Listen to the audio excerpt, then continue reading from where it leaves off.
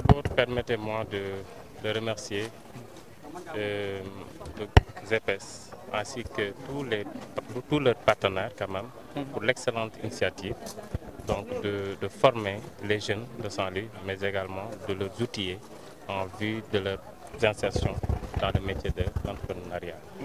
Je tenais aussi à les féliciter de l'excellente parfaite organisation de cette activité, mais également leur transmettre les félicitations du gouvernement. Et voilà donc raison pour laquelle nous sommes venus vraiment honorés de notre présence pour le lancement d'abord, mais également à l'inauguration de l'incubateur, donc qui est vraiment une activité et une activité novatrice, donc qui vraiment va donner un nouvel élan dans l'entrepreneuriat à Saint-Louis. Quand même, nous les félicitons et nous les encourageons à continuer en ce sens. En tout cas, l'État, dans toute sa globalité, ne ménagera aucun effort vraiment pour leur apporter assistance. Aujourd'hui, nous sommes ici à GPS. C'était donc dans le cadre du lancement de la deuxième cohorte du projet Challenge Innov Agro.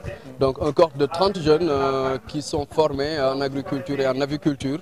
Donc, après la première cohorte formée l'année dernière et qui sont cette année installés dans un périmètre de 2 hectares. Avec une organisation de 6 GIE. Cette année, nous avons lancé donc cette nouvelle cohorte, cette deuxième cohorte, qui va aussi normalement suivre les pas et les traces de cette première cohorte. En marge de cet lancement aussi, nous sommes aujourd'hui ici pour lancer officiellement l'ouverture de l'université populaire de l'entrepreneuriat à Saint-Louis. Une université cette année qui est à sa première édition, qui invite donc les acteurs de l'écosystème à venir repenser les modèles d'accompagnement.